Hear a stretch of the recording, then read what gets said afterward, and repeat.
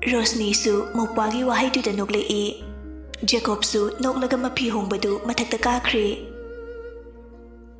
Aikhoibu pokpa apokpi ima ipa haibasi loina ninggadabani. Migi mapa mamasu nungsibam thoktabra. Adu oiragadi aina icha nungsiriba adugum migi machadusu nungsibam thoktabra. Aigi ichana nungaina leikhibadu natra mama oibina pamlibasi. Karigi nachabu nungaina leikhibadi pamlaka michabuna otpi neibibano. Mau fate fate loina habiba ngaktani thigatlurabadi manem phattabagi oirammi. Mau phaba pamlabadi manem oibising hana phako mara fatana mahi phaba hongnade. Rosni mapuroiba manem phabanina gyan tabi haibadu oikhre. Mamagi thainidagi chanarakpa hainabidu Rosni haujiktada hainaraktaba phaurai. Magi manemga khetnabadu ubada mamabu aphabi oheningai. Gyan taba watlabi phattabagi wakhalda churaga leirabi Sunita semdokpa kharadi warani. Ton manama ahal lakpagi harauna kumtharaklaga chalonba changkhre. Sunita mamo ubada pairaga yengingdaba nari mitse. Rosu Miya musite nang nongmadina aina ising asaba haijindoribani. Rosni inganga I haujikti masu yum amagi mau haibadu oirabanina adugi sumathakta Rojeski mapa mama manau ani mau ahum ningol ahum kayada nungsinakhraba fattaba amatasu yaude harau harau mayamda leiminai. Madu ururaga mapamda tangna lakjaba numisida Rosni mathai nungaijaramde. Mana lakpada mauduna akaiba tawrakte. Maupana phange harau harau tawrakpadu ubada Rosni mapamgi lichattu gyan taraktre. Jacobna Jizo ibaida haikro natraga ibais lao haikro dana. Rosni mopagi mamangda noksinare. Thaiba nabaidi imda charsano ayuksu sida chai ima hoi baba hoina kaishinungai bahnade. Oi Jizo dudi abem moroi ka simamo. Abemna aida thaiba. Jacob prap machina saningbadu leiba chatkhre. Ton chadu lonba loiraka pulap puthore. Ton manem dahana Ima cha. Sunita chadu pairaga nakan amada kaptuga kaiga laktana langki. Kaurakanu ima ga mata ai nangina manate. Charoi nangna thungbaga ipureba laagane thongjage khuigi. Tongana yamna chaningdai chakro. Ton tumina leptuna lei. Rosni na sauraga Mama nang ngaurabo aigi inimbukna adumna na cha ingonda otpa nei baturakladi ima nungaigadro. Nangna nungsidrasu na cha nupa na nungsipa mena pora abane. Aina yumpala ise chahi mari helabane. Imitta ichauba phungbasinate si phawa mayam na ise kiyam luna tawbi khangbra. Thabak amatasu yahon banate haksang phate adugi sumathakta mapalamda leibane. Toya lakpasinate na laidona laklibani. Sunitana Hoi ki ichadine mithoi mihen bingaktane magumba mangak thekatpi suningdabi nate. Ichaga magumba gadine changdamnaba yaroye. Ngarangda lakpi mana pale mungse chaka haptiye nanaupiga igagi. Tona Ima aina chak haptaba nati tamjana hapuno. Khra khangansi awaba sudaba mina awaba gaidangwaidasu khangloi haibagi haptabani. Inama anna aphabi mamo oiba sumna aisu aphabi mamo haibado oiba pami oiba sungami. Ima adubu imana aise nungsiba ngamdragadi ai aphabi mau haibado sungoi oiroi. Imana nungsirapa mikuptudani namo oina yumburembi orakadise. Ton chadu table da thanamaga kappaga kitchen da changkhre. ꯑꯕꯦꯝꯁꯨ ꯐꯨꯛ ꯍꯧꯒꯠꯂꯒ ꯀꯤꯆꯟꯗ ꯆꯪꯈ꯭ꯔꯦ꯫ ꯔꯣꯁꯅꯤꯅ ꯁꯥꯎꯔꯒ ꯑꯩ ꯃꯇꯨꯡꯗ ꯑꯃꯨꯛ ꯍꯟꯅ ꯂꯥꯛꯑꯣꯏ, ꯅꯣꯏꯒꯤ ꯁꯤꯒꯨꯝꯕ ꯐꯠꯇꯕ ꯋꯥꯔꯧꯅꯕ ꯃꯌꯥꯝꯁꯦ ꯑꯩ ꯌꯦꯡꯅꯤꯡꯗꯦ꯫ ꯔꯣꯁꯅ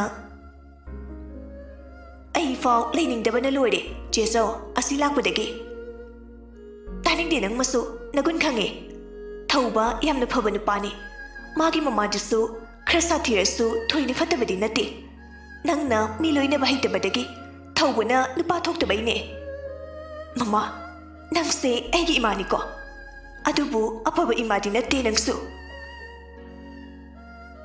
ꯔꯣꯁꯅꯤꯁꯨ ꯐꯨꯛ ꯍꯧꯒꯠꯂꯒ ꯀꯤꯆꯟꯗ ꯆꯪꯈ꯭ꯔꯦ꯫ ꯁꯨꯅꯤꯇꯥꯅ ꯏꯁ ꯍꯔꯤ ꯍꯔꯤ, ꯏꯋꯥꯗꯒꯤ ꯏꯆꯥꯗꯒꯤ ꯂꯣꯏꯅ ꯍꯦꯛ ꯁꯨꯝꯈꯤꯗ, ꯃꯍꯩ ꯍꯩꯔꯝꯅꯤꯌꯦ꯫ ꯔꯣꯁꯅ ꯑꯗꯨꯅꯦ ꯃꯍꯩ ꯂꯣꯏ ꯇꯧꯁꯟꯈ꯭ꯔ ꯃꯥꯜꯂꯦ, ꯏꯃꯥ ꯃꯥꯏꯕ ꯑꯍꯩꯕ ꯑꯃ ꯇꯥꯟꯅꯍꯧꯁꯤ, ꯅꯠꯇ꯭ꯔꯗꯤ ꯏꯃꯨꯡꯁꯦ ꯃꯥꯅ ꯄꯥꯜꯂꯅꯤꯌꯦ꯫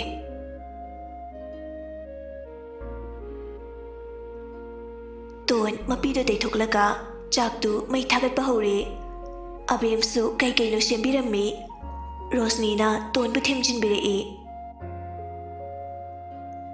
ꯇꯣꯟ ꯏꯃꯥꯁꯦ ꯄꯪꯕꯅꯦ, ꯂꯣꯏꯅꯕ ꯈꯔꯕꯨꯗꯤ ꯋꯥꯕꯅꯦ, ꯑꯗꯨꯕꯨ ꯃꯤꯒꯤ ꯑꯐꯕ ꯏꯃꯥꯗꯣ ꯑꯩꯒꯤ ꯏꯃꯥ ꯑꯣꯏꯕꯗꯤ ꯌꯥꯗꯕꯅꯤꯅ ꯅꯪꯒꯤ ꯑꯗꯨꯝ ꯏꯃꯥ ꯑꯣꯏꯕ ꯇꯥꯕꯅꯤ꯫ ꯃꯧꯅꯧꯕꯤ ꯍꯥꯏꯕꯁꯦ ꯌꯨꯝ ꯅꯧꯅ ꯂꯥꯛꯄꯗꯤ ꯍꯩꯅꯕ ꯈꯔ ꯋꯥꯠꯀꯅꯤ, ꯍꯥꯟꯅ ꯂꯩꯔꯝꯂꯤꯕ ꯃꯤꯑꯣꯏꯁꯤꯡꯗꯨꯅ ꯈꯤꯇꯪ ꯅꯨꯡꯉꯥꯏꯇꯕ ꯎꯠꯂꯛꯄꯗ ꯑꯩꯈꯣꯏꯅ ꯍꯦꯟꯅ ꯊꯋꯥꯏ ꯅꯨꯡꯉꯥꯏꯇꯕꯅꯤ, ꯃꯁꯦ ꯍꯧꯅꯁꯥꯅꯤ꯫ ꯏꯅꯝꯃꯗꯤ ꯑꯃꯔꯣꯝꯗ ꯂꯥꯏꯕꯛ ꯌꯥꯝꯅ ꯐꯩ, ꯑꯩꯒꯤ ꯅꯨꯄꯥꯒꯤ ꯏꯃꯨꯡ ꯃꯅꯨꯡ ꯌꯥꯝꯅ ꯐꯩ, ꯃꯁꯤꯃ ꯐꯠꯇꯦ ꯍꯥꯏꯅꯤꯡꯉꯥꯏ ꯑꯃꯠꯇ ꯌꯥꯎꯗꯦ꯫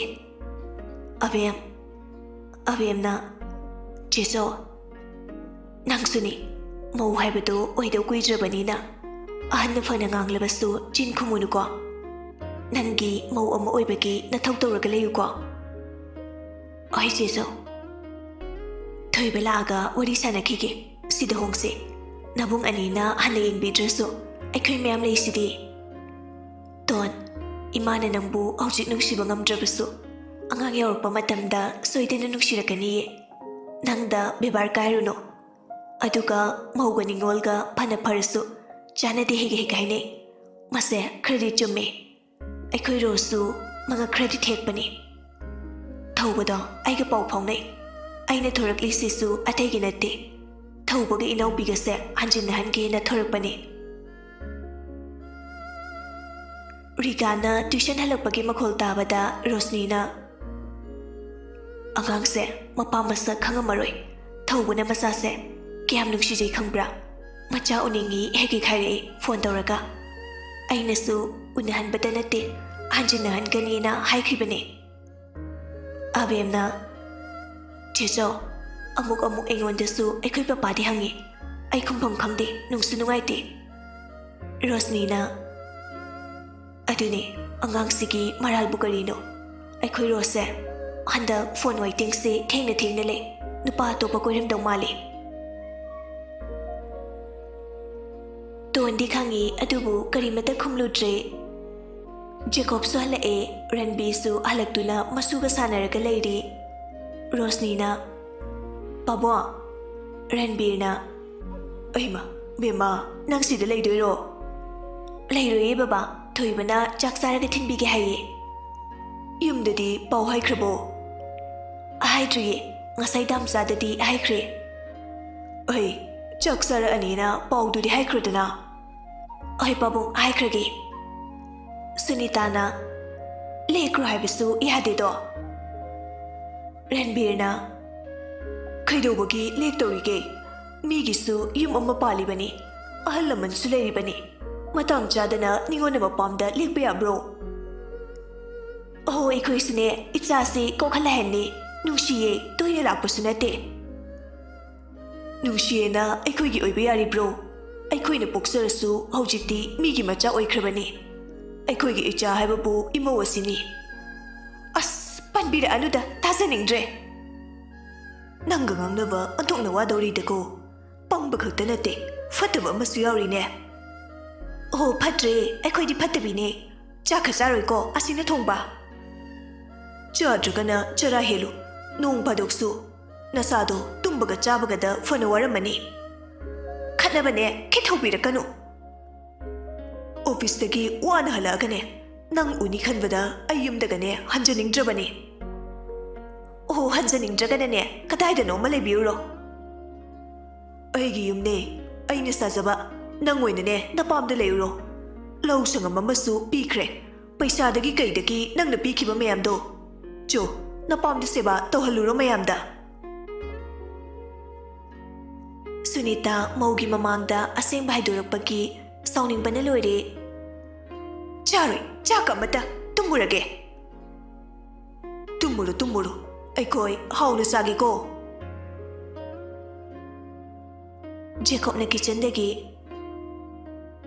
ꯕꯥꯕꯥ ꯇꯥꯅꯤꯡꯗꯕꯅ ꯂꯣꯏꯔꯦ ꯑꯩꯈꯣꯏ ꯏꯃꯨꯡꯁꯦ ꯅꯨꯡꯇꯤꯒꯤ ꯔꯟꯕꯤꯔꯅ ꯀꯥ ꯑꯃ ꯍꯦꯟꯃꯜꯂꯤ ꯀꯔꯤ ꯊꯣꯛꯑꯦꯅ ꯇꯧꯖꯁꯥꯏꯅꯣ ꯆꯩ ꯋꯥꯠꯄꯒꯤ ꯂꯩꯅꯥꯅꯦ ꯄꯥꯕꯨꯡ ꯍꯅꯨꯊꯪꯁꯤꯗ ꯃꯥ ꯇꯣꯏꯅ ꯆꯩ ꯅꯤꯔꯤꯌꯦ ꯑꯩꯅ ꯁꯨꯝ ꯃꯥꯟꯅꯕꯤꯗꯕꯁꯤꯗꯅꯦ ꯑꯉꯥꯡ ꯃꯆꯥꯗꯧꯅ ꯁꯥꯎꯔꯒ ꯇꯨꯝꯕ ꯆꯪꯈ꯭ꯔꯦ ꯉꯥꯏꯍꯥꯛ ꯂꯩꯔꯒ ꯃꯌꯥꯝꯗꯨ ꯍꯔꯥꯎ ꯍꯔꯥꯎꯅ ꯋꯥꯔꯤ ꯋꯥꯇꯥꯏ ꯁꯥꯟꯅꯗꯨꯅ ꯆꯥꯛꯇꯨ ꯆꯥꯃꯤꯟꯅꯔꯦ ꯖꯦꯀꯣꯕꯅ ꯍꯧꯖꯤꯛ ꯃꯃꯥ ꯍꯣꯏꯗꯣ ꯃꯥꯕꯨ ꯎꯅꯕ ꯂꯥꯛꯀꯅꯤ ꯍꯥꯏꯕꯅꯤ ꯀꯨꯊꯤ ꯌꯦꯡꯂꯨꯅꯕ ꯍꯣꯔꯦꯟ ꯍꯥꯏꯌꯨꯀꯣ ꯑꯕꯦꯝ ꯑꯕꯦꯝꯅ ꯍꯣꯏ ꯗꯥ ꯊꯣꯏꯕ ꯔꯟꯕꯤꯔꯅ ꯃꯇꯝꯗꯨꯕꯨ ꯈꯪꯂꯗꯤ ꯄꯣꯠ ꯆꯩ ꯂꯩꯁꯤꯟꯕ ꯌꯥꯔꯗꯧꯅꯤ ꯖꯦꯀꯣꯕꯅ ꯏꯆꯟꯒꯤ ꯈꯦꯃꯇ ꯋꯥꯠꯍꯜꯂꯣꯏꯗ ꯔꯣꯁꯅꯤꯁꯨ ꯆꯦ ꯆꯧꯁꯨ ꯂꯩꯁꯤꯗꯤ ꯑꯩꯁꯨ ꯑꯉꯝꯕ ꯃꯇꯦꯡ ꯄꯥꯡꯅꯤꯗ ꯇꯨ ꯎꯔꯕ ꯆꯦ ꯆꯧ ꯍꯣꯏ ꯄꯩꯁꯥ ꯌꯥꯝ ꯊꯤꯅ ꯄꯥꯏꯔꯕꯅꯦ ꯄꯥꯏꯕꯩ ꯅꯠꯇꯦꯗ ꯄꯥꯏꯔꯝꯗ꯭ꯔꯁꯨ ꯏꯅꯥꯎꯒꯤꯕꯨ ꯍꯣꯠꯅꯗ ꯌꯥꯕ꯭ꯔꯣ ꯔꯟꯕꯤꯔꯅ ꯕꯦꯝꯃ ꯅꯪꯗꯤ ꯀꯃꯥꯏ ꯇꯧꯔꯤ ꯏꯌꯥꯗꯨꯕꯨ ꯌꯨꯒ ꯊꯛꯇ꯭ꯔꯕꯣ ꯔꯣꯁꯅꯤꯅ ꯕꯥꯕꯣ ꯅꯣꯡ ꯐꯥꯗꯣꯛꯇꯤ ꯑꯗꯨꯝ ꯃꯌꯥꯡ ꯄꯩꯁꯥ ꯄꯥꯏꯕ ꯃꯌꯥꯝꯗꯨꯒꯅꯦ ꯄꯥꯔꯇꯤ ꯆꯠꯂꯨꯔꯒ ꯊꯛꯂꯛꯄ ꯌꯥꯎꯏ ꯑꯗꯨꯕꯨ ꯇꯣꯏꯅꯗꯤ ꯊꯛꯇ꯭ꯔꯦ ꯖꯦꯀꯣꯕꯅ ꯅꯨꯄꯥꯅꯤ ꯀꯩꯅꯣ ꯊꯛꯁꯅꯨ ꯌꯨ ꯊꯛꯇꯕꯁꯤꯅꯦ ꯒꯙꯥ ꯑꯣꯏꯔꯝꯃꯦ ꯏꯁ ꯌꯥꯔꯦꯀꯣ ꯊꯣꯏꯕ ꯅꯪꯁꯨ ꯌꯨꯒ ꯊꯛꯄꯤꯌꯨꯅꯨ ꯑꯩꯕꯨꯗꯤ ꯊꯛꯇꯦꯗ ꯆꯦꯆꯧ ꯊꯛꯇ꯭ꯔꯁꯨ ꯑꯩꯗꯤ ꯅꯨꯄꯥꯅꯤ ꯀꯩꯅꯣ ꯃꯥꯅꯤ ꯅꯪꯒꯤ ꯊꯥꯏꯅꯒꯤ ꯆꯥꯎꯔꯒ ꯄꯣꯠ ꯆꯩꯗ ꯌꯥꯡꯒꯥꯏ ꯊꯨꯒꯥꯏꯕꯗꯨꯗꯤ ꯇꯣꯛꯑꯣꯀꯣ ꯖꯦꯀꯣꯕ ꯃꯥꯒꯤ ꯅꯨꯄꯤꯒꯤ ꯃꯃꯥꯡꯗ ꯍꯥꯏꯔꯞ ꯏꯀꯥꯏꯔꯞ ꯑꯁ ꯈꯨꯏꯔꯦꯗ ꯑꯗꯨꯗꯤ ꯑꯕꯦꯝꯅ ꯀꯨꯏꯔꯦ ꯍꯞꯇꯥ ꯐꯥꯔꯦ ꯏꯅꯝꯃ ꯂꯥꯛꯄꯗꯒꯤ ꯖꯦꯀꯣꯕꯅ ꯃꯆꯨ ꯑꯃꯨꯛ ꯊꯛꯆꯤꯜꯂꯦ ꯆꯩ ꯆꯥꯅꯤ ꯑꯉꯥꯡ ꯇꯣꯟꯗꯤ ꯅꯣꯡꯃꯇ ꯖꯦꯀꯣꯕꯀꯤ ꯑꯁꯦꯡꯕ ꯃꯆꯤꯡꯗꯨ ꯎꯗ꯭ꯔꯤꯕꯅꯤꯅ ꯉꯛꯄꯁꯨ ꯐꯥꯎꯏ ꯅꯣꯛꯅꯤꯡꯕꯁꯨ ꯐꯥꯎꯏ ꯃꯌꯥꯝꯗꯨ ꯍꯔꯥꯎ ꯍꯔꯥꯎꯅ ꯆꯥꯃꯤꯟ ꯊꯛꯃꯤꯟꯅꯔꯦ ꯔꯣꯁꯅꯤꯅ ꯑꯕꯦꯝꯒꯤꯁꯨ ꯇꯣꯟꯒꯤꯁꯨ ꯂꯩꯔꯛꯄ ꯐꯤꯔꯣꯟ ꯈꯨꯖꯤ ꯈꯨꯗꯣꯞꯁꯤꯡꯗꯨ ꯄꯤꯔꯝꯂꯒ ꯃꯧꯄꯥꯅ ꯊꯤꯟꯕ ꯆꯠꯈ꯭ꯔꯦ ꯍꯜꯂꯛꯄꯗ ꯖꯦꯀꯣꯕꯇꯤ ꯑꯉꯛꯄ ꯑꯣꯏꯈ꯭ꯔꯦ ꯃꯆꯦ ꯑꯍꯟꯅ ꯂꯩꯔꯤꯕ ꯏꯃꯨꯡ ꯃꯅꯨꯡꯒꯤ ꯃꯤꯑꯣꯏꯁꯤꯡꯗꯨꯅ ꯃꯆꯦꯕꯨ ꯅꯨꯡꯁꯤꯅ ꯂꯣꯏꯅꯕꯤꯕ ꯑꯃꯗꯤ ꯃꯧꯄꯥ ꯖꯦꯀꯣꯕ ꯎꯕꯗ ꯃꯌꯥꯝꯅ ꯅꯨꯡꯁꯤꯅ ꯇꯧꯔꯛꯄ ꯕꯦꯕꯥꯔꯁꯤꯡꯗꯨ ꯎꯔꯨꯕꯗ ꯖꯦꯀꯣꯕ ꯃꯊ꯭ꯋꯥꯏ ꯅꯨꯡꯉꯥꯏꯖꯔꯝꯗꯦ ꯃꯔꯝꯗꯤ ꯃꯈꯣꯏꯒꯤ ꯌꯨꯝꯕꯥꯜ ꯂꯩꯔꯤꯕ ꯃꯤꯑꯣꯏꯁꯤꯡꯁꯤꯒ ꯃꯤꯒ ꯈꯦꯠꯅꯕꯗꯨ ꯎꯕꯗ ꯀꯂꯛꯆꯔꯝꯃꯤ ꯃꯄꯨꯔꯣꯏꯕꯅ ꯋꯥ ꯂꯥꯡꯒ ꯉꯥꯡꯗꯕꯤ ꯇꯨꯃꯤꯟꯅ ꯐꯝꯃꯒ ꯂꯩꯕꯗꯨꯗ ꯇꯣꯟꯅ ꯊꯥꯝꯆꯥ ꯀꯩꯗꯧꯔꯒꯦ ꯖꯦꯀꯣꯕ ꯇꯣꯟꯗ ꯌꯦꯡꯂꯛꯏ ꯑꯗꯨꯒ ꯅꯨꯡꯉꯥꯏꯇꯅ ꯀꯩꯁꯨ ꯇꯧꯗꯦꯗ ꯊꯥꯝꯆꯥ ꯑꯣꯏꯗꯕ ꯉꯥꯡꯅꯔꯣꯏꯁꯤ ꯅꯪꯁꯦ ꯑꯣꯟꯊꯣꯛꯅ ꯂꯥꯏꯕꯛ ꯊꯤꯗꯀꯣ ꯇꯣꯟ ꯃꯄꯨꯔꯣꯏꯕꯅ ꯑꯗꯨꯝꯅ ꯍꯥꯏꯔꯛꯄꯗꯨꯗ ꯃꯅꯥꯛꯇ ꯐꯝꯊꯔꯛꯏ ꯖꯦꯀꯣꯕꯀꯤ ꯃꯈꯨꯠ ꯌꯦꯠꯇꯨ ꯇꯞꯅ ꯄꯥꯏꯔꯒ ꯉꯥꯊꯔꯛꯏ ꯊꯥꯝꯆꯥ ꯅꯨꯄꯤ ꯑꯣꯏꯕꯤ ꯑꯩꯈꯣꯏꯅ ꯄꯥꯝꯖꯕꯗꯤ ꯃꯍꯥꯛꯀꯤ ꯃꯄꯨꯔꯣꯏꯕꯅ ꯅꯨꯡꯁꯤꯅ ꯂꯨꯅ ꯇꯧꯕꯤꯕꯗꯣ ꯑꯗꯨ ꯈꯛꯇꯅꯤ ꯑꯇꯩ ꯀꯔꯤꯁꯨ ꯄꯥꯝꯗꯤꯌꯦ ꯑꯩꯒꯤ ꯇꯥꯝꯆꯥꯅ ꯑꯩꯕꯨ ꯅꯨꯡꯁꯤꯅ ꯂꯨꯅ ꯇꯧꯕꯤꯕꯁꯦ ꯁꯤꯗꯒꯤ ꯍꯦꯟꯕ ꯑꯩ ꯀꯔꯤꯁꯨ ꯄꯥꯝꯗꯤꯌꯦ ꯇꯣꯟ ꯍꯧꯖꯤꯛꯇꯤ ꯁ꯭ꯀꯨꯜ ꯆꯠꯂꯕꯅꯤꯅ ꯏꯃꯨꯡꯁꯤꯒꯤ ꯃꯧ ꯑꯃ ꯑꯣꯏꯕꯒꯤ ꯇꯧꯐꯝ ꯊꯣꯛꯄ ꯃꯊꯧꯗꯨ ꯇꯧꯔꯝꯂꯒ ꯊꯣꯏꯅ ꯑꯣꯟꯁꯤꯟꯅꯗꯅ ꯃꯥꯟꯅꯗꯅ ꯈꯠꯅꯕ ꯇꯧꯕꯤꯔꯨꯗ꯭ꯔꯦ ꯑꯁꯣꯝꯗꯅ ꯔꯣꯁꯅꯤꯅ ꯃꯅꯥꯎꯅꯨꯄꯤꯅ asumna leibasi nungaitraduna thaubaga hanjinahankhre. Thauba, Jacob amadi Rosni wari sanarami. Rosnina Thauba, hawjikti nangsu gyan taro. Sidagidi angangsu saurabanina nupi warao. Nangi nupi na haibada afaba fattaba khaidokna chalo. Nupi nungsiribani haiduna mina noknagadaba thabakti tawhalanu ko. Thauba karimata khumde marak thakna Jacob na muk hairai. Jacob na Ibai nupi na haibase loina indawni aisu ilibani. Adubu nupi na mathakaraga chatlabade fataba mayam amasu oirappa yai. Nupi se aikhoi nupagi makhada thamdawni. Nupi na haibasu inchi. Adubu nupa aikhoi makhada thamase. Maramdi makhoidi wakhal pikpani. Aduna afaba porpa kaidawnungda sungamoi. Mase loina makini. Nupi amatangi nate. Nupi nungsiribani haiduna afafatta yengdana thabak tawraba nupadubu mayamna Adha Mora hainaribani. Aduna ibaisu chesana haibasu inbiyu. Adubu matang matam chana khut chana chesabusu warakpiyu. Aina si haiduna ibaina ibu lana khanbigano. Ai ibaibu usi thawaidana haisabasu nate. Aina yam hena khanglubugi wasu nate. Rosnina amuk khumai. Mani, achumani Thauba, thoibani haise. Nangbu nungsidabagi, nangbu usitabagi nate. Sidi aikhoi khannabani, nanglana khanganuko. Thaubana Oi Dema, aiki sulana khanba leite. Itaimaga aikhoi thoibagana hairiba wase. Achumma ngaktani. Aina matang matam khangdana. Nanaw nupi nungsibagini khanduna. Mana haibadang chummi khanna illuriba aiki su irale. Ay matungda thoktana honajarage. Asumna makhoi ngek wari sanaraba matung Thaubabu gyan tahalammi.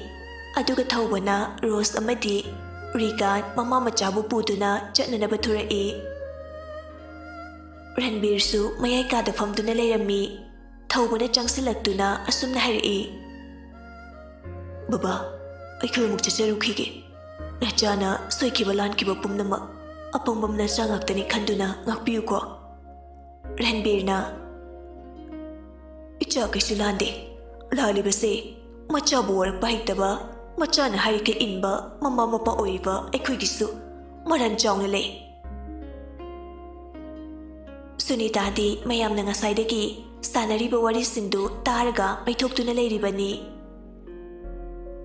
Rose ka Rigangasu Thaubana puduna chatkre.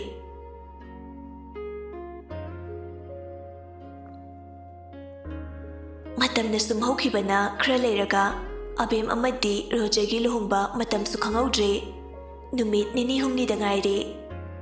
Rosni amadi Jacobna sinduna abemgi awatpa amata lehendana sinlangduna honabiri. Ranbirna Oi, Thoiba Nacha nupigi own pot obagi paisa thinbagi haina khibadubu nache sauga kari haina khrage. Jacobsu mapana haibadu tarduna mayai kada kumtharaktuna mapagi manakta famduna harai.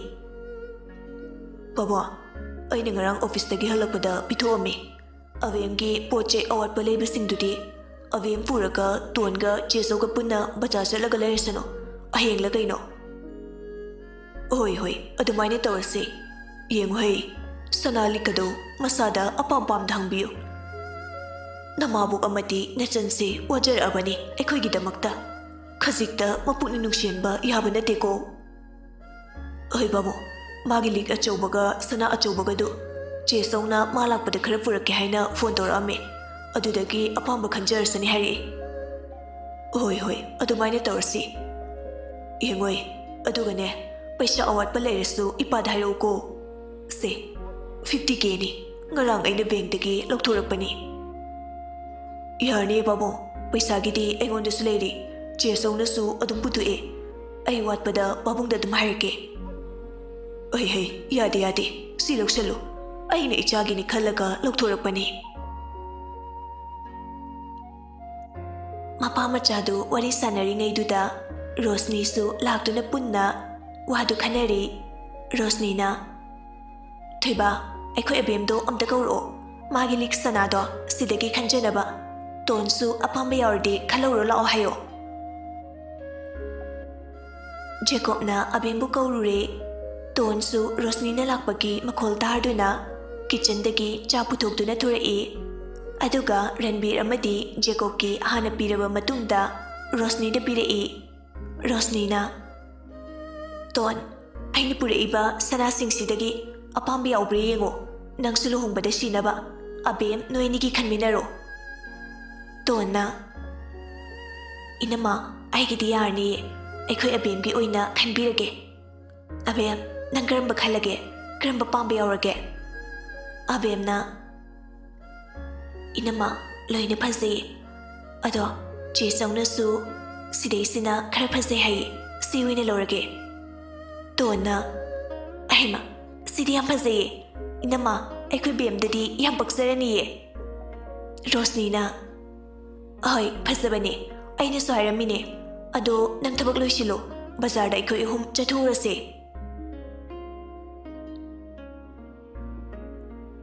ꯅꯨꯃꯤꯠꯇꯨ ꯍꯧꯈ꯭ꯔꯦ ꯖꯦꯀꯣꯕꯅ ꯌꯥꯗ꯭ꯔꯗꯨꯅ ꯂꯨꯍꯣꯡꯕ ꯂꯣꯏꯗ꯭ꯔꯤ ꯐꯥꯎꯕ ꯑꯕꯦꯝꯒ ꯃꯦꯝꯆꯥꯒꯗꯨ ꯖꯦꯀꯣꯕ ꯍꯣꯏꯗ ꯄꯨꯟꯅ ꯂꯩꯔꯦ ꯑꯗꯨꯕꯨ ꯑꯕꯦꯝꯒꯤ ꯃꯕꯨꯡ ꯑꯅꯤꯗꯨꯁꯨ ꯃꯔꯛ ꯃꯔꯛꯇ ꯂꯥꯛꯄꯗꯒꯤ ꯍꯦꯟꯅ ꯀꯌꯥ ꯆꯪꯕꯤꯔꯛꯇꯦ ꯍꯩꯖꯤꯡꯄꯣꯠꯁꯨ ꯂꯣꯏꯁꯤꯟꯈ꯭ꯔꯦ ꯂꯨꯍꯣꯡꯕ ꯅꯨꯃꯤꯠꯀꯤ ꯑꯌꯨꯛꯅꯤ ꯑꯕꯦꯝ ꯏꯔꯨ ꯃꯥꯏꯊꯖꯔꯗꯨꯅ ꯑꯁꯦꯡꯕ ꯐꯤꯖꯣꯜ ꯁꯦꯠꯇꯨꯅ ꯀꯨꯟꯗꯣ ꯂꯦꯡꯅꯅꯕ ꯁꯨꯃꯥꯡꯗ ꯊꯣꯔꯛꯇꯨꯅ ꯍꯥꯟꯅ ꯊꯥꯗꯨꯅ ꯂꯩꯔꯝꯂꯤꯕ ꯐꯛꯇꯨꯗ ꯂꯥꯏꯕꯛ ꯑꯍꯨꯝꯂꯛ ꯀꯠꯂꯒ ꯀꯥꯈꯠꯇꯨꯅ ꯇꯞꯅ ꯐꯝꯊꯔꯛꯏ ꯅꯍꯥꯟꯈꯩ ꯏꯁꯝ ꯁꯝꯅ ꯂꯩꯕꯗ ꯐꯖꯔꯕꯁꯨ ꯉꯁꯤꯗꯤ ꯉꯥꯡꯇꯛ ꯇꯧꯕꯤ ꯆꯤꯝꯕꯥꯜ ꯄꯥꯔꯞ ꯌꯦꯛꯂꯤꯕ ꯀꯥꯖꯜ ꯂꯥꯏꯕꯛꯀꯤ ꯃꯥꯂꯦꯝ ꯂꯩꯁꯥ ꯍꯪꯒꯥꯝ ꯃꯄꯥꯜ ꯃꯆꯨꯒꯤ ꯏꯅꯐꯤ ꯑꯗꯨꯛꯀꯤ ꯃꯇꯤꯛ ꯐꯖꯈ꯭ꯔꯦ ꯂꯩꯔꯝꯂꯤꯕ ꯑꯍꯜ ꯂꯃꯟ ꯀꯦꯃꯦꯔꯥ ꯀꯥꯞꯄ ꯅꯨꯄꯥꯁꯤꯡꯗꯨ ꯑꯕꯦꯝꯗ ꯂꯣꯏꯅ ꯌꯦꯡꯂꯛꯏ ꯑꯕꯦꯝ ꯇꯞꯅ ꯇꯞꯅ ꯀꯨꯟꯗꯣ ꯂꯦꯡꯕ ꯍꯧꯈ꯭ꯔꯦ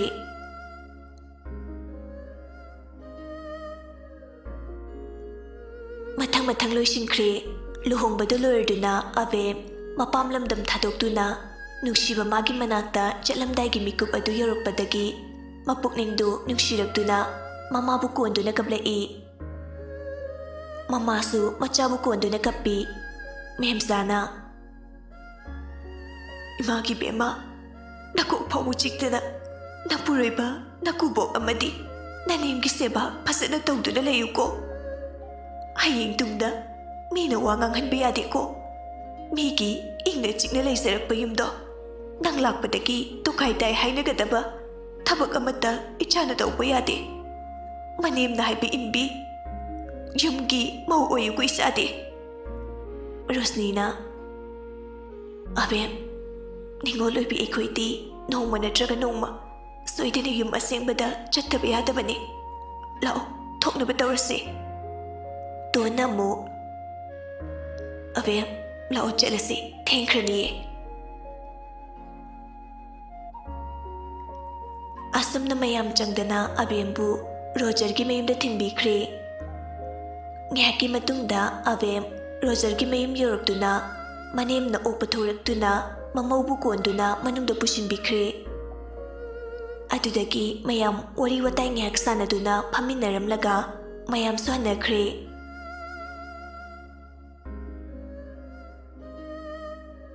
ꯃꯦꯝꯃꯅ ꯍꯥꯏꯕꯗꯒꯤ ꯂꯩꯀꯥꯏꯒꯤ ꯂꯩꯁꯥꯕꯤꯁꯤꯡꯅ ꯔꯣꯖꯔꯕꯨ ꯆꯥꯛ ꯆꯥꯅꯅꯕ ꯀꯧꯔꯦ ꯔꯣꯖꯔ ꯆꯥꯛ ꯆꯥꯕ ꯆꯪꯂꯛꯏ ꯂꯩꯁꯥꯕꯤ ꯑꯃꯅ ꯗꯥ ꯔꯣꯖꯔ ꯆꯥꯛꯇꯨ ꯐꯖꯅ ꯆꯥꯎꯀꯣ ꯏꯅꯝꯃꯅ ꯑꯃꯨꯛ ꯆꯥꯗꯣꯏꯅꯦꯕ ꯑꯁꯤ ꯍꯥꯏꯔꯒ ꯂꯛꯅꯔꯛꯏ ꯑꯃꯗꯨꯁꯨ ꯅꯣꯛꯃꯤ ꯅꯣꯛꯃꯤ ꯑꯃꯨꯛ ꯈꯨꯝꯂꯛꯏ ꯌꯨꯒ ꯈꯤꯇꯪ ꯉꯥꯎꯔꯕꯅꯤꯅ ꯏꯀꯥꯏꯕꯤꯕ ꯅꯠꯇꯦ ꯔꯣꯖꯔꯅ ꯑꯩꯃ ꯃꯥ ꯆꯥꯛ ꯆꯥꯗ꯭ꯔꯤꯕꯣ ꯀꯧꯊꯣꯔꯛꯑꯣ ꯄꯨꯟꯅ ꯆꯥꯃꯤꯟꯅꯔꯒꯦ ꯃꯦꯝꯃꯅ ꯑꯩ ꯇꯥꯅꯤꯡꯗꯦ ꯑꯉꯥꯎꯕ ꯌꯥꯔꯦ ꯆꯥꯊꯣꯛꯑꯣ ꯏꯃꯧꯗꯣ ꯆꯥꯛ ꯂꯥꯝꯃꯝꯃꯅꯤ ꯅꯪꯅ ꯆꯥꯕꯒꯤ ꯑꯔꯦꯝꯕꯗꯣ ꯃꯥꯅ ꯑꯃꯨꯛ ꯆꯥꯗꯣꯏꯅꯤ ꯕꯦꯝꯃ ꯅꯅꯝꯃꯁꯨ ꯀꯧꯊꯣꯛꯄꯤꯔꯨꯔꯣ ꯆꯥꯛ ꯄꯤꯖꯊꯣꯛꯑꯁꯤ ꯂꯩꯁꯥꯕꯤ ꯑꯃꯅ ꯑꯕꯦꯝꯕꯨ ꯀꯧꯊꯣꯛꯇꯨꯅ ꯀꯤꯆꯟꯗ ꯆꯪꯃꯤꯟꯅꯔꯛꯏ ꯑꯕꯦꯝ ꯇꯞꯅ ꯇꯞꯅ ꯆꯪꯂꯛꯄꯗꯨ ꯎꯕꯗ ꯔꯣꯖꯔꯅ ꯏꯀꯥꯏꯒꯅꯨ ꯅꯌꯨꯝ ꯑꯣꯏꯔꯕꯅꯦ ꯐꯖꯅ ꯆꯥꯊꯣꯛꯑꯣ ꯁꯦ ꯑꯩꯈꯣꯏ ꯃꯥꯗꯤ ꯌꯥꯝ ꯐꯕꯅꯤ꯫ ꯂꯩꯁꯥꯕꯤꯁꯤꯡꯗꯨ ꯃꯆꯤꯟ ꯈꯨꯝꯂꯒ ꯅꯣꯛꯄ ꯈꯥꯡꯉꯤ꯫ ꯑꯕꯦꯝ ꯏꯀꯥꯏꯕꯅ ꯂꯣꯏꯔꯦ꯫ ꯃꯃꯥꯏꯗꯨ ꯅꯣꯟꯊꯔꯒ ꯇꯨꯃꯤꯟꯅ ꯂꯩ꯫ ꯃꯦꯝꯃꯅ ꯀꯔꯤꯅꯣꯅꯦ ꯃꯁꯤꯕꯣ? ꯏꯀꯥꯏꯕꯒ ꯀꯔꯤꯃꯠꯇ ꯈꯪꯗ꯭ꯔꯦꯃꯦ꯫ ꯑꯉꯥꯡꯁꯦ ꯏꯀꯥꯏꯔꯝꯃꯅꯤ꯫ ꯆꯂꯣ, ꯆꯥꯕ ꯂꯣꯏꯔꯗꯤ ꯆꯠꯈ꯭ꯔꯣ꯫ ꯑꯉꯥꯡꯁꯦ ꯄꯤꯖꯒꯦꯅꯦ ꯅꯪꯕꯣ꯫ ꯔꯣꯖꯔꯁꯨ ꯅꯣꯡꯃꯤ ꯅꯣꯡꯃꯤ ꯊꯣꯛꯈ꯭ꯔꯦ꯫ ꯑꯕꯦꯝ ꯆꯥꯛ ꯈꯔ ꯆꯥꯔꯒ ꯃꯈꯨꯠ ꯍꯥꯝꯗꯣꯛꯇꯨꯅ ꯀꯥꯗ ꯀꯥꯍꯟꯈ꯭ꯔꯦ꯫ ꯊꯕꯛꯇꯤ ꯃꯅꯦꯝꯕꯣꯛꯅ ꯌꯥꯗꯕꯒꯤ ꯀꯔꯤꯃꯠꯇ ꯌꯥꯎꯍꯟꯗ꯭ꯔꯦ꯫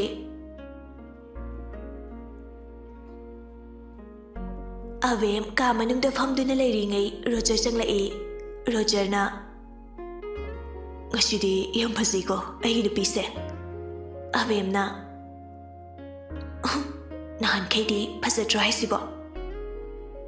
ꯔꯣꯖꯔꯅ ꯑꯕꯦꯝꯒꯤ ꯃꯥꯏꯗ ꯅꯨꯡꯁꯤꯅ ꯁꯤꯛꯂꯒ ꯑꯃꯨꯛ ꯍꯥꯏꯔꯛꯏ꯫ ꯌꯥꯝ ꯐꯖꯩꯅꯦ ꯅꯨꯡꯁꯤꯕꯤ꯫ ꯑꯗꯣ ꯉꯁꯤꯗꯒꯤꯗꯤ ꯑꯩꯒꯤ ꯍꯥꯏꯕꯗꯣ ꯑꯣꯏꯔꯕꯅꯤꯅ ꯑꯃꯨꯛꯀ ꯍꯦꯟꯅ ꯐꯖꯊꯣꯛꯈ꯭ꯔꯦ꯫ ꯆꯠꯊꯣ ꯆꯠꯂꯣ, ꯀꯩꯅꯣ ꯈꯪꯗꯦ꯫ ꯏꯀꯥꯏꯕꯒ ꯑꯝꯇ ꯈꯪꯗ꯭ꯔꯕꯣ?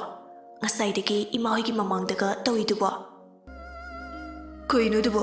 ꯀꯩ ꯏꯀꯥꯏꯅꯤꯡꯉꯥꯏ ꯂꯩꯒꯦ? ꯑꯩꯈꯣꯏ ꯏꯃꯥꯅ ꯈꯜꯂꯝꯗꯣꯏꯅꯤ ꯏꯆꯥꯒꯤ ꯏꯃꯧꯒꯁꯦ ꯌꯥꯝ ꯅꯨꯡꯁꯤ ꯅꯩꯔꯦ ꯀꯥꯏꯅ꯫ ꯑꯕꯦꯝ ꯃꯥꯟꯅꯕ ꯇꯟꯗꯅ ꯇꯨꯃꯤꯟꯅ ꯍꯧꯒꯠꯂꯒ ꯀꯩꯅꯣ ꯃꯌꯥꯝ ꯂꯥꯡꯉꯝꯕꯒꯤ ꯆꯥꯏꯈꯤꯕꯁꯤꯡꯗꯨ ꯂꯣꯏꯁꯤꯟꯅꯕ ꯍꯧꯔꯛꯏ꯫ ꯔꯣꯖꯔꯗꯣ ꯑꯕꯦꯝꯒꯤ ꯃꯇꯨꯡ ꯀꯨꯏꯅ ꯏꯟꯅꯔꯒ ꯀꯩꯅꯣ ꯅꯨꯡꯗꯥꯡꯁꯤꯗ ꯊꯕꯛ ꯀꯩ ꯌꯥꯝ ꯐꯒꯠꯂꯛꯏꯗꯨꯕꯣ? ꯂꯥꯛꯑꯣ ꯇꯨꯝꯅꯕ ꯇꯧꯔꯁꯦ꯫ ꯑꯕꯦꯝ ꯄꯩꯅ ꯌꯦꯡꯂꯒ ꯀꯩꯅꯣ ꯅꯪ ꯇꯨꯝꯗꯧꯕ ꯑꯗꯨꯝ ꯇꯨꯝꯃꯨꯔꯣ ꯌꯥꯗ꯭ꯔꯣ? ꯀꯩꯗꯧ ꯏꯟꯅ ꯂꯩꯅꯣ? ꯔꯣꯖꯔ ꯁꯨꯛꯇꯣꯛꯑꯒ ꯑꯣꯏ ꯅꯪꯒ ꯍꯥꯏꯅꯤ ꯃꯁꯦ꯫ ꯑꯕꯦꯝ ꯃꯔꯩꯗꯨ ꯀꯣꯜꯂꯒ ꯑꯩꯃ ꯗꯥꯝꯆꯥ ꯇꯨꯝꯗꯧꯗꯣ ꯇꯨꯝꯊꯣꯛꯄꯤꯎꯔꯣ꯫ ꯑꯩꯁꯤ ꯃꯌꯥꯝꯁꯦ ꯂꯣꯏꯁꯤꯜꯂꯝꯒꯦ ꯍꯥꯏꯕꯅꯤ꯫ ꯌꯥꯔꯣꯏꯌꯦ ꯏꯇꯣꯝ ꯇꯨꯝꯕ, ꯅꯪ ꯉꯥꯏꯗꯣꯏꯅꯤ꯫ ꯀꯩꯅꯣ ꯈꯪꯗꯦ, ꯑꯩꯈꯣꯏꯅꯤ ꯂꯨꯍꯣꯡꯉꯕꯅꯦ꯫ ꯀꯅꯥꯅ ꯍꯣꯡꯗꯦ ꯍꯥꯏꯔꯛꯑꯒꯦ ꯑꯗꯨꯕꯣ? ꯔꯣꯖꯔꯁꯨ ꯃꯈ꯭ꯋꯥꯡ ꯃꯦꯠꯂꯒ ꯁꯨꯛꯇꯣꯛꯑꯒ ꯑꯕꯦꯝꯗ ꯌꯦꯡꯂꯒ ꯂꯩ꯫ ꯑꯕꯦꯝꯁꯨ ꯈꯪꯂꯤꯕꯅꯤ ꯅꯣꯛꯃꯤ ꯅꯣꯛꯃꯤ ꯎꯁꯤꯟꯅꯗꯕꯤ ꯇꯨꯃꯤꯟꯅ ꯃꯥꯒꯤ ꯇꯧꯐꯝ ꯊꯣꯛꯄ ꯀꯩꯅꯣ ꯂꯣꯏꯁꯤꯜꯂꯝꯃꯒ ꯀꯥꯗ ꯑꯃꯨꯛ ꯆꯪꯂꯒ ꯃꯃꯥꯏ ꯃꯃꯤꯠꯇꯨ ꯇꯩꯊꯣꯛꯂꯒ ꯊꯣꯔꯛꯄꯗ ꯔꯣꯖꯔ ꯐꯃꯨꯡꯗ ꯐꯝꯂꯒ ꯂꯩꯔꯝꯃꯤ꯫ ꯑꯕꯦꯝꯅ ꯈꯨꯗꯩ ꯑꯃ ꯄꯨꯊꯣꯔꯛꯇꯨꯅ ꯄꯤꯔꯝꯃꯤ꯫ ꯔꯣꯖꯔꯁꯨ ꯅꯣꯡꯃꯤ ꯅꯣꯛꯃꯤ ꯈꯨꯗꯩꯗꯨ ꯂꯧꯗꯨꯅ ꯍꯣꯡꯗꯣꯛꯈ꯭ꯔꯦ꯫ ꯑꯕꯦꯝ ꯐꯃꯨꯡꯗ ꯍꯥꯏꯔꯞ ꯁꯦꯝꯃꯒ ꯔꯣꯖꯔꯒꯤ ꯃꯈꯣꯡ ꯁꯣꯛꯅ ꯈꯨꯔꯝꯃꯛꯏ꯫ ꯔꯣꯖꯔ ꯏꯉꯉꯛꯅ ꯀꯩꯅꯣ ꯇꯨꯝꯃꯁꯦ ꯍꯥꯏꯕꯅꯦ, ꯈꯣꯏꯔꯝꯃꯛꯏꯗꯨꯕꯨ ꯀꯥꯏꯗ ꯆꯠꯇꯣꯏꯅꯣ ꯑꯃꯨꯛ? ꯇꯧꯅꯨꯀꯣ ꯅꯨꯄꯤ, ꯅꯪ ꯇꯧꯅꯨ ꯍꯥꯏꯁꯤꯅꯤ꯫ ꯑꯕꯦꯝ ꯏꯉꯉꯛꯅ ꯔꯣꯖꯔꯗ ꯌꯦꯡꯂꯒ ꯅꯣꯡꯃꯤ ꯅꯣꯡꯃꯤ ꯇꯧꯔꯛꯏ꯫ ꯑꯕꯦꯝꯒꯤ ꯃꯇꯧꯗꯨ ꯎꯕꯗ ꯔꯣꯖꯔꯗꯤ ꯑꯃꯨꯛꯀꯁꯨ ꯇꯧꯅꯨ ꯍꯥꯏꯁꯤꯅꯤꯀꯣ꯫ ꯑꯩ ꯉꯁꯥꯏꯗꯒꯤ ꯅꯇꯨꯡ ꯀꯣꯏꯅ ꯏꯟꯅꯔꯒ ꯉꯥꯏꯔꯤꯁꯤ ꯐꯥꯒꯤꯔꯣ? ꯆꯠꯊꯣꯛꯑꯦ ꯀꯩꯅꯣ ꯌꯨ ꯉꯥꯎꯕꯁꯤꯗꯤ꯫ ꯇꯨꯝꯗꯤ ꯇꯨꯝꯗꯅ ꯆꯣꯏꯔꯣꯟ ꯍꯦꯛ ꯂꯣꯜꯂꯗꯅ ꯉꯥꯎꯔꯕꯣ ꯅꯪ? ꯑꯁꯤ ꯍꯥꯏꯔꯒ ꯔꯣꯖꯔꯅ ꯁꯦꯠ ꯆꯥꯔꯨꯕ ꯗ꯭ꯔꯦꯁꯁꯤꯡꯗꯨ ꯄꯨꯁꯤꯟꯗꯨꯅ ꯒꯣꯔꯗꯦꯖ ꯁꯥꯡꯗꯣꯛꯇꯨꯅ ꯑꯃꯃꯝꯇ ꯑꯣꯏꯅ ꯊꯨꯞꯆꯤꯟꯗꯨꯅ ꯃꯁꯥ ꯅꯥꯟꯅ ꯍꯥꯞꯆꯤꯟꯈ꯭ꯔꯦ꯫